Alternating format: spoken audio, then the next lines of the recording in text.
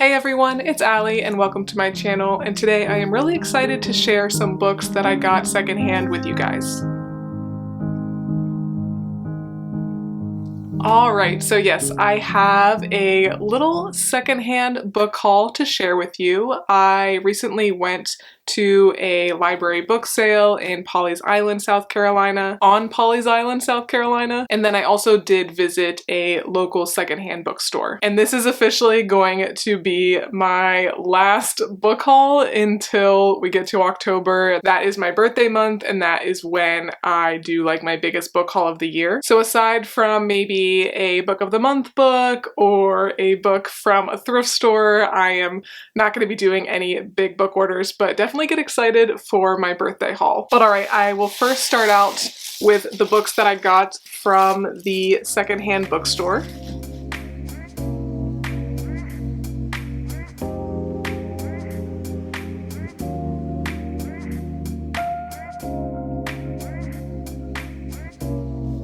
So when I got there, I wasn't really sure what the prices were. I'm sure they were listed somewhere, but I was really surprised when I checked out that I spent $33 on 4 books. So unfortunately, this store is not super cheap. I would say it's kind of the same price as like a half-price books. Of course, still cheaper than buying books brand new, full price, but yeah, I was a little bit surprised by that $33. So first up was the most random one. I got One More Thing, which is a short story collection by BJ Novak. And if that name's not familiar to you, this is BJ Novak. You might recognize him from being on The Office. He's also been in some other things as well, but I think he's primarily a writer in Hollywood. But he also has put out some books, including I think some books for kids. So yeah, when I picked this up, I was definitely thinking this was just gonna be like a couple bucks. It was unfortunately a little bit more than that, but I'm still excited to read it. I really do like reading short story collections, and I want to read more of those in the future. And he's just a very funny guy. He's very witty, so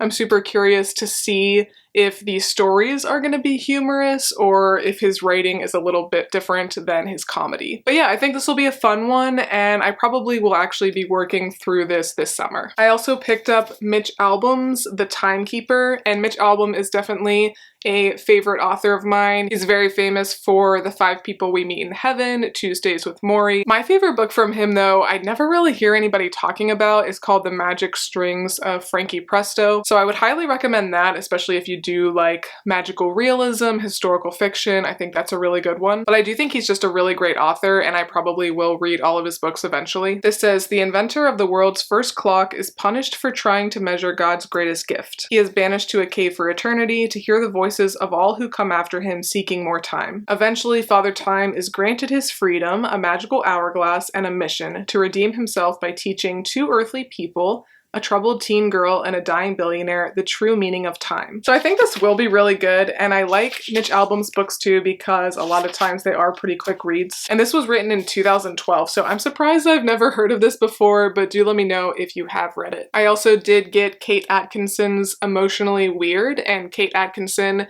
is for sure a top 5 favorite author for me, so I am working through all of her books. And this one I don't think I heard of before, so I was really excited to see this. And I feel like this is such a cool setting. It says, on a weather-beaten island off the coast of Scotland, Effie and her mother Nora take refuge in the large, moldering house of their ancestors and tell each other stories. But as Effie spins tales of her adventures at college, Nora reveals a series of secrets about her daughter's past, and strange things begin to happen around them. In a brilliant narrative that explores the nonsensical power of language and meaning, Kate Atkinson has created a magical masterpiece. And this is a pretty old one from her. This was written in 2000. But the chick can write. I absolutely love her writing style. Her character development, I think, is some of the best I've ever read, and nearly every book I've read from her has been 5 stars. So if by chance you haven't ever picked up anything from her, I would highly recommend. And then lastly is a book that I've had my eye on for quite a long time, and I have been looking for it secondhand, and that is Susanna Clark's Jonathan Strange and Mr. Norrell. Or Norrell, I think it's Norrell. But as you can see, this is a thick book, and it's kind of funny because this is the same author who wrote Piranesi, which is not a very long book, like maybe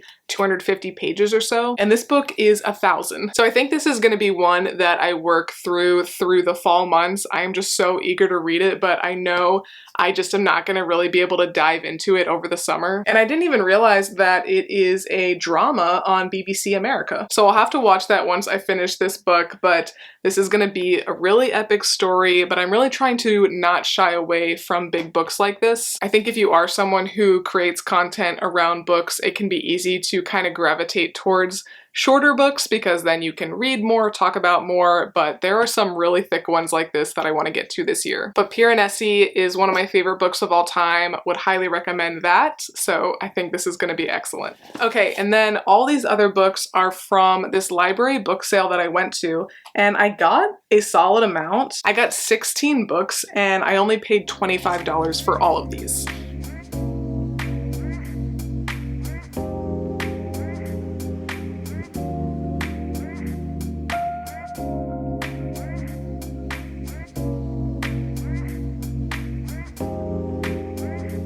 So up first was one that my sister actually recommended to me. This is The Power and the Glory by Graham Greene. It's kind of funny because my sister and I are both English people, but kind of in different ways. She has a degree in English as well as education, so she is qualified to teach, I think, 7th through 12th grade English. I got a minor in English, although I still kick myself that I didn't just take the extra, I think, 2 classes to get a double major. But my English classes were much more creative writing, and there were some like literature courses, but that definitely was not like the focus. So all that to say, my sister is a lot better versed in like the classics than I am, and that's more what she enjoys. She enjoys analyzing literature, where that's not really my thing, but I am trying to read more classics, so I am definitely taking her up on some of her suggestions, and she's the one who is getting me to read East of Eden this summer. But this book was named one of the 100 best novels of the 20th century by Time magazine. It's set in Mexico in the late 1930s. So it says a paramilitary group has outlawed the Catholic Church and has been executing its clergy. Now the last priest is on the run, fleeing not just an unshakable police lieutenant, but also his own wavering morals. So the book is going to follow his temptations to renounce his religion, but also being unable to ignore the higher calling he's chosen. It says The Power and the Glory is a stunning portrait of both physical and spiritual survival by a master dramatist of the human soul. So this is probably going to be heavy. I'm gonna have to be in the right headspace, but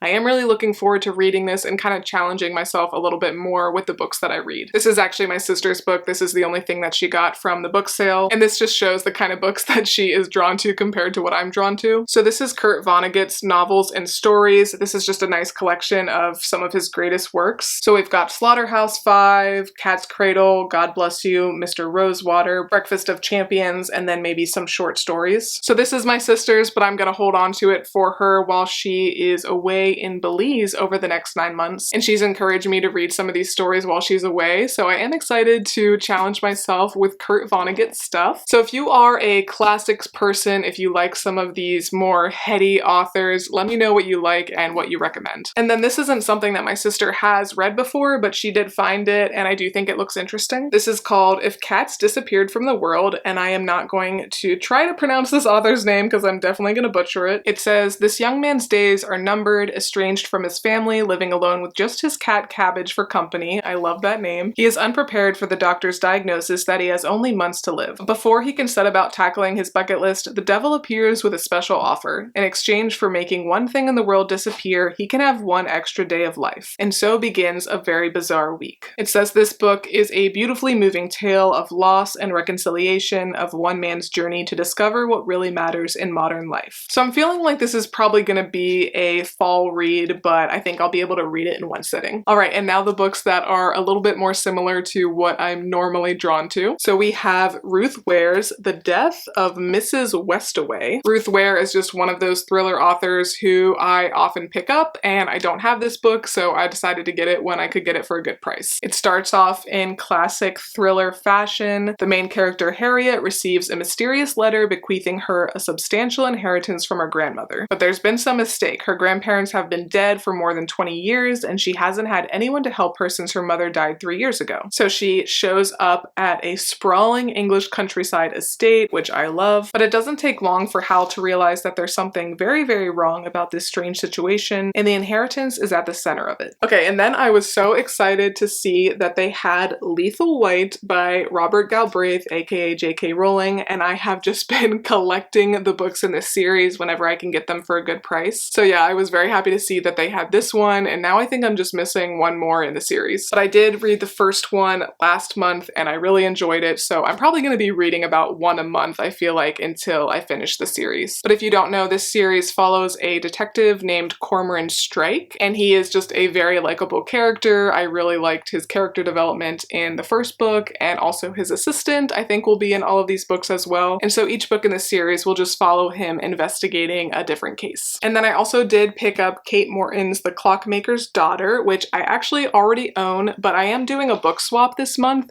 I'm kind of nervous about it because it's in my neighborhood and I'm just like inviting the ladies of my neighborhood to my house because I still haven't really made a lot of friends and connections in the South. So I think it'll be a really great way to meet people, but I had been on the lookout since I decided to do this book swap for one of my favorite books, Secondhand. And Kate Morton is one of my favorite authors. She's for sure top 5 for me, and I love this book from her, so I was so excited to be able to get this for only a couple bucks. And I feel like she's not one that a ton of people have read, so hopefully it will be a good book for a book swap. And then lastly, I'm not going to show you all these books because I do have 10, but I was able to get this gorgeous collection of books that I'm going to put on my shelf over there. I think it's gonna look really good in my office with my green couch, my purple walls. And I think this is a stunning collection of books. They're in really, really good shape. And they actually have these speckled pages, which are intentional, which is kind of funny because I feel like all the Etsy sellers are doing that now and they're really expensive. But yeah, I got 10 books that look like this, and they're books that I actually want to read too. So I've got Shakespeare, I've got A Tale of Two Cities, Jane Eyre, Sherlock Holmes. So this really is a good collection. So this was my last big book haul. I'm committing to that until October, so definitely get excited for my birthday book haul. But I've got lots of fun content planned for the rest of the summer and fall, so I do hope you stick around for that. And if you did like this video, please make sure to give me a big thumbs up and subscribe. It really does help my channel out a lot. But thanks again for watching, and I will see you next time. Bye!